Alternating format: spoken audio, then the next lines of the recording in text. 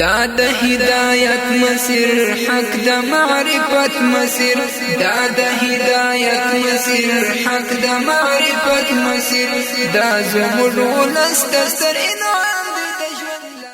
محترمو اوریدونکو، ستاسو پام راړو د الحاج مولوي محمد یاسین فهیم صاحب د حج د مناسکو خپرونې ته په دې هیله چې دا خپرونې تر پایه زموږ ولس د ستر انعام دی د ژوند لاره.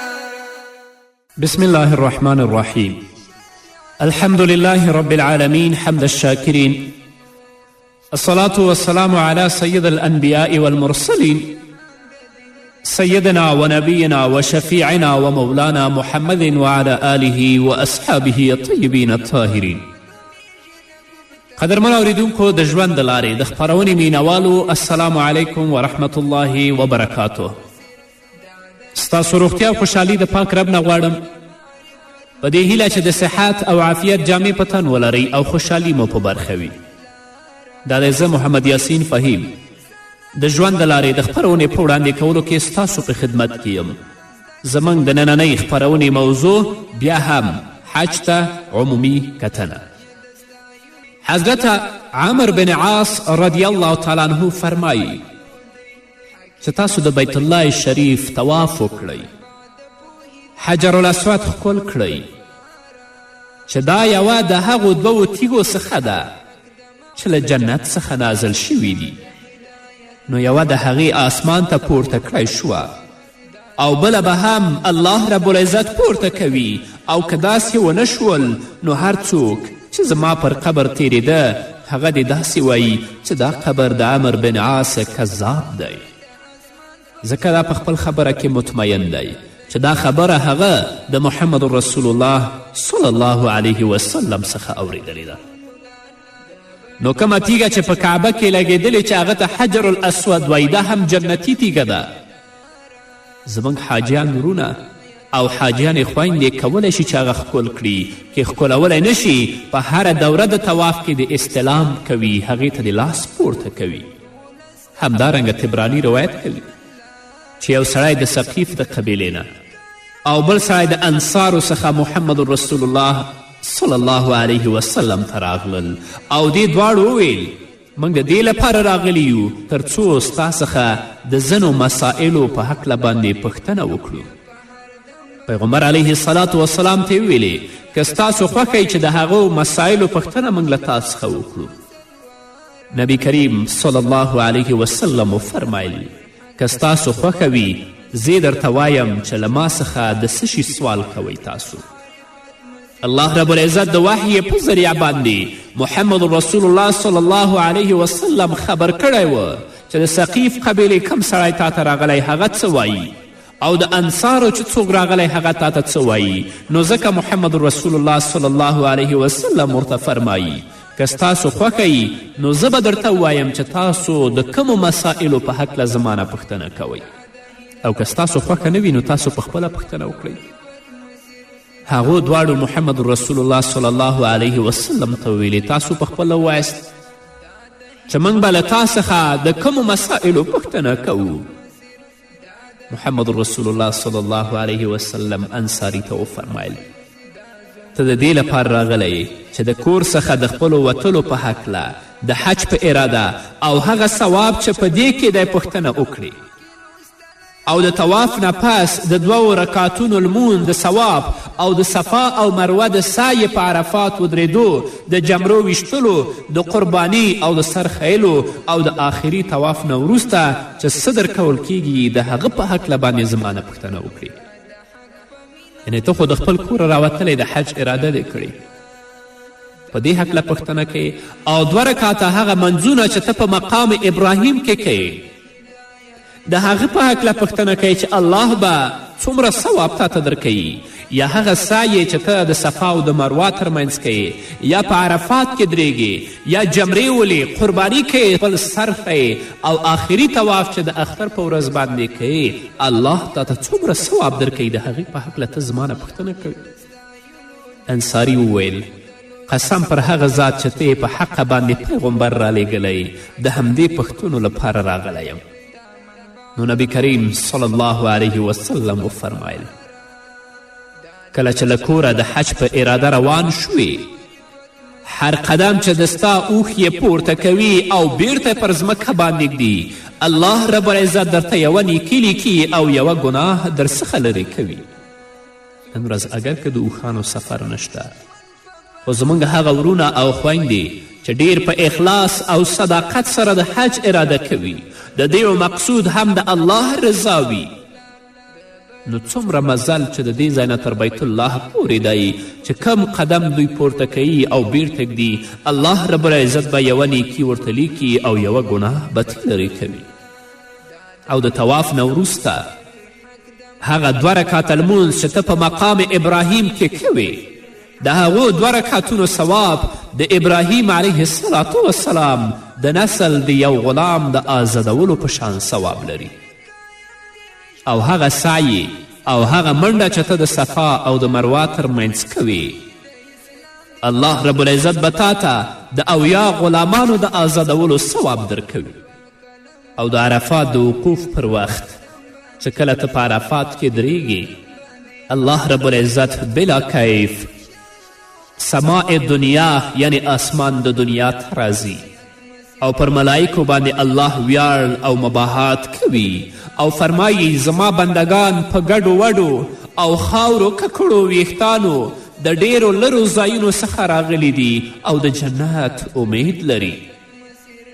الله بیا وایي که چیرې ستاسو ګناهونه د شګو په شمیر وي د باران د څاڅکو په شمیر وي او د دریاب د زګونو په اندازه هم وي هغه ټول زه درته بخم.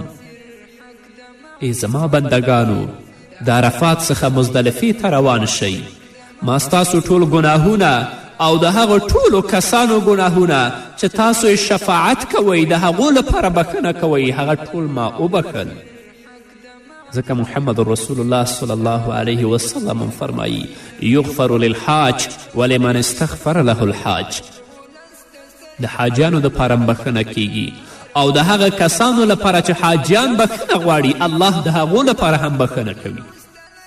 خو دا په دې شرط چې په زړه کې اخلاص وي په زړه کې صداقت وي حج دې د الله رضا لپاره وي د سیالۍ لپاره نه وي او په حلالو پیسو باندې انسان د الله رب العزت د کور زیارت او طواف وکړي. هغه حاجي چې هغه جمره ولي شیطان ولي نو د هر ویشتلو په مقابل کې الله رب العزت وایي ستاسو یوه کبیره او هلاکوونکې ګناه محوه کیږي. رسول الله وایي او ستاسو د قربانی ثواب د الله په نزد ذخیره کیږي او د سر پر خیلو د هر ویښته په بدل کې یوه نیکي درکول کیږي او یوه ګناه مبخل کیږي. او د دې نه پس په داسې حال کې طواف کوئ چې هیڅ ګناه در باندې پاتې نه ده او یو ملایکه راځي او خپل لاس ستاسو دواړو ولو ترمنځ ږدي او وایي تیر ګناهونه دې بخښل شوي دي او په راتلونکو کې نیک عمل کوه. الله رب العزت دې زموږ هغو حاجیانو ورونو او خویندو ته چې هلته د الله رب العزت د کور نه طواف کوي د هغې په لیدلو باندې مشرف شوي دي چې کله بیرته راګرځي د نیکو اعمالو توفیق ورکړي. او د دې ځای نه چې د حج په اراده روانیږي د دې ځای نه دې د ګناه نه توبه وباسي او دا تصمیم دې ولري چې یا الله زه به بیا ګناه نه کوم زما د عمل او زما د سعی په خپل دربار کې قبول او منظوره کړه. همدارنګه حضرت عبدالله بن مسعود رضی الله تعالی عنه فرمایی قال رسول الله صلی الله علیه وسلم تابعوا بین الحج والعمرة فإنهما ينفيان الفقر والذنوب كما ينفي الكير خبز الحديد والذهب والفضة وليس للحجة المبرورة صواب إلا الجنة رواه النسائي. حضرت عبدالله ابن مسعود د محمد رسول الله صلی الله علیه وسلم نه روایت کوي چې پیغمبر علیه الصلاة والسلام فرمایل حج او عمره یو بل پسې ادا کړئ.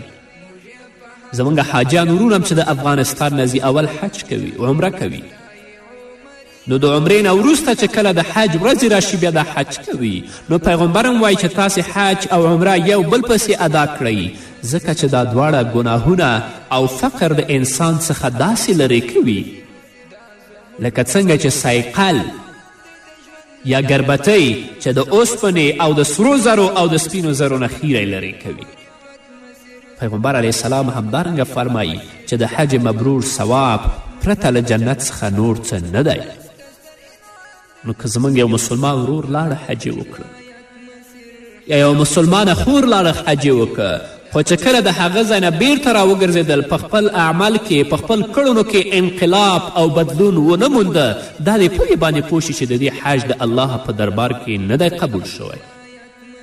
اما که د دې په کړنو کې د دې په عمل کې انقلاب راغی، بدلون راغی، د الله ویره د دې په زړه کې پیدا شوه، د دنیا او د مادیاتو محبت د دې د زړه نه لرې شه، د هغه پر ځای د دې په زړه کې د الله مینې او د محمد رسول الله مینې ځای ونیوه، دا دې په دې پوه شي چې د دې عبادت او د دې حج د الله رب العزت په دربار کې قبول شوی دی.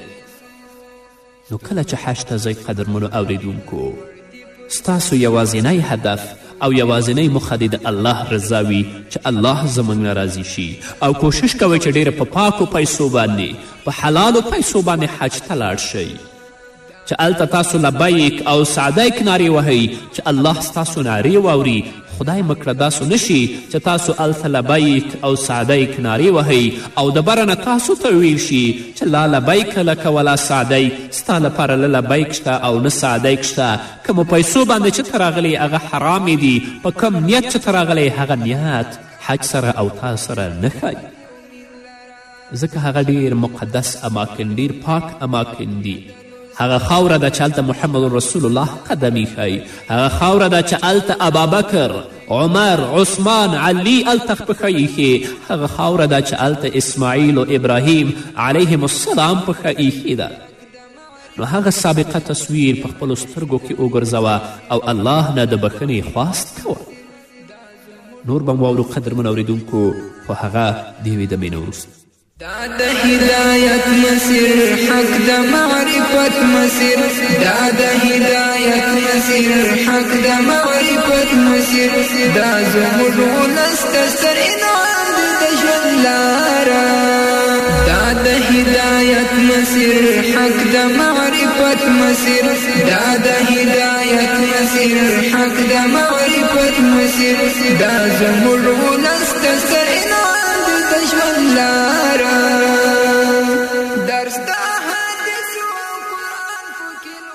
قدرمنو اوریدونکو، بیا هم زموږ سلامونه او نیکې هیلې ومنئ. همدارنګه حضرت ابي هريره رضی الله تعالی عنه فرمایي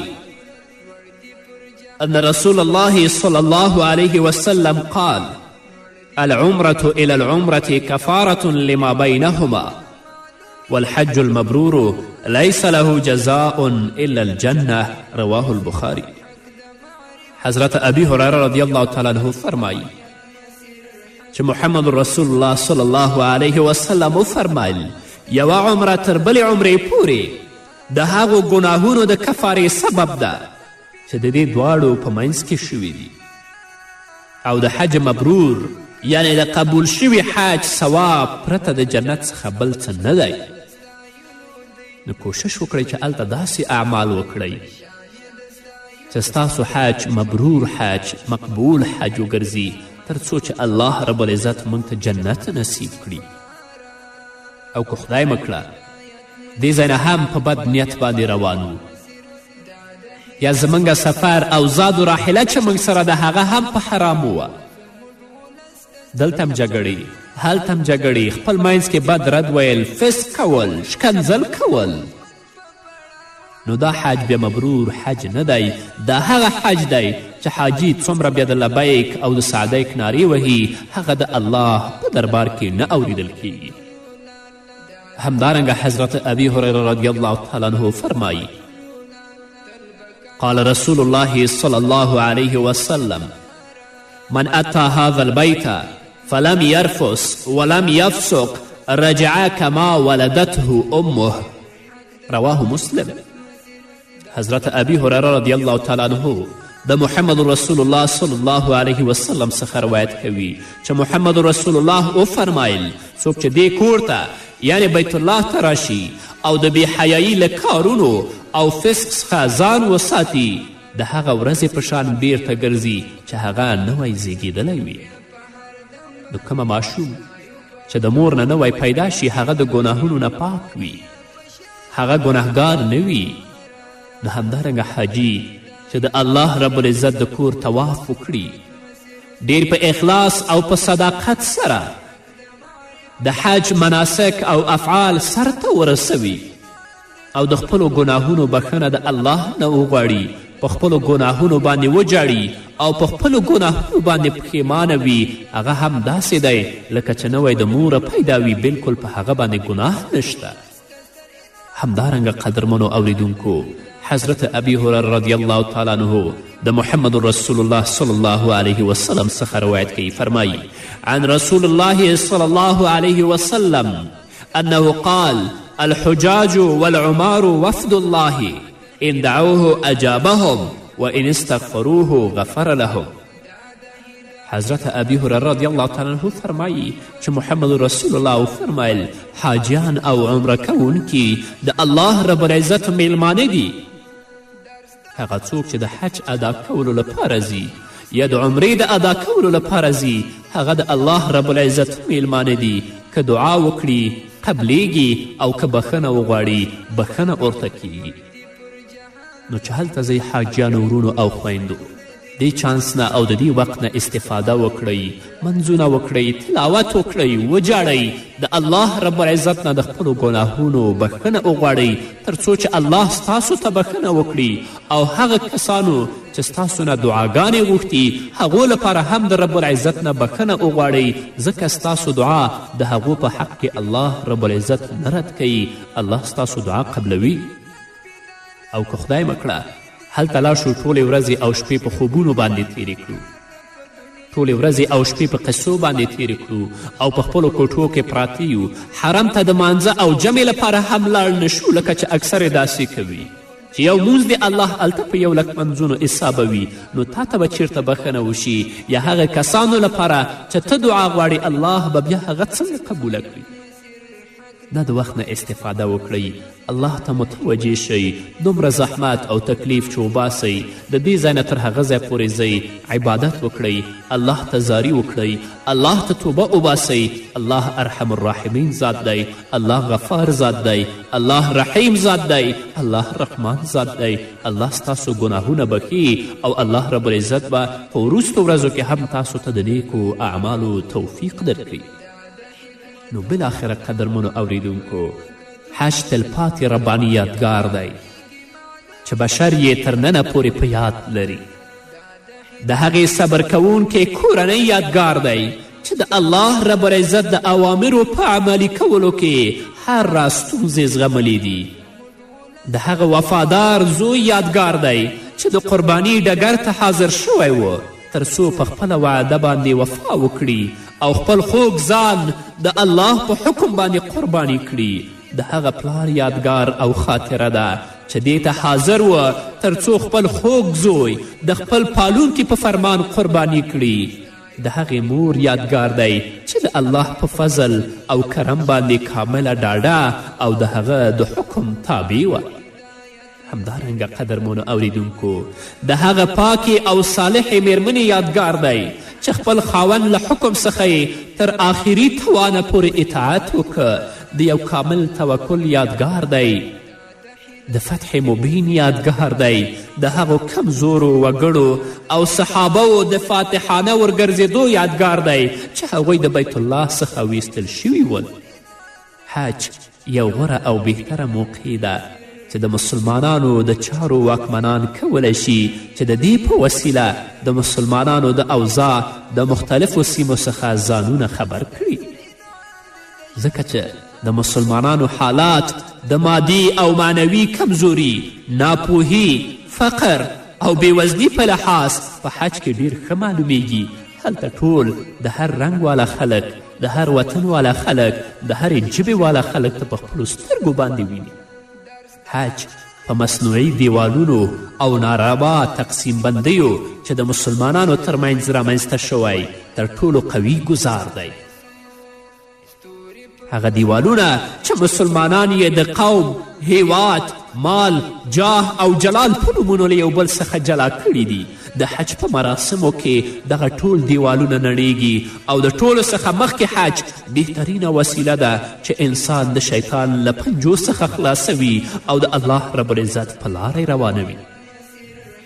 ځکه هغه مسلمان چې د بیت الله د طواف څخه مخکې منا ته ځي او جمرات ولي، شیطان ولي او د دې نه پس بیت الله ته راګرځي او د طواف نه پس بیرته منا ته ورګرځي تر څو جمرات او شیطانان ولي. په حقیقت کې که انسان لږ دقت او غور وکړي د الله رب العزت د دې قول عملی کول انسان ته ورښایي، لکه چې الله په سورة بقره کې 256 آیت کې فرمایي فمن یکفر بالطاغوت ویؤمن بالله فقد استمسک بالعروة الوثقى. اوس چې څوک له کوم تاغوت نه منکر شي، د شیطان نه منکر شي او پر الله ایمان راوړي، هغه یوه داسې کلکه اسره ونیوله چې هیڅکله ماتیدونکې نه ده. الله رب العزت دې زموږ عبادات په خپل دربار کې قبول او منظور وګرځوي. د هر څه نه مخکې دې الله موږ ته اخلاص او صداقت نصیب کړي چې په خپلو عملونو کې، په خپلو کړنو کې اخلاص ته ځای ورکړو. د الله رضا زموږ هدف وګرځي تر څو زموږ اعمال د الله په دربار کې قبول شي. او هغه حاجیان او ورونه چې حج ته روان دي، د دې ترڅنګ چې خپل ځان ته او اولاد ته دعاګانې کوي، موږ او نور مسلمانان دې هم د خپلو پاکو او مستجابو دعاګانو نه نه هیروي په همدې هیله. نو قدرمنو اوریدونکو، دا وه زموږ نننۍ خپرونه چې ستاسو درانه حضور ته وړاندې شوه. تر بلې خپرونې پورې چې زه بیا هم ستاسو درانه حضور ته راځم، تاسو ټول په پاک رب سپارم. پاتې ژوندم نیکمرغه، ښاد، بریالي او کامیاب اوسئ. د هدایت مسیر حق د معرفت مسیر، دا د هدایت مسیر حق د معرفت مسیر، دا زموږ ولس ته ستر انعام دی د ژوند لاره. دا د هدایت مسیر حق د معرفت مسیر، دا د هدایت مسیر حق د معرفت مسیر، دا زموږ ولس ته ستر انعام دی د ژوند لاره. درس د حدیث او قرآن پکې لوستلی سو، ځان د شریعت او حق لاره پوهولی سو.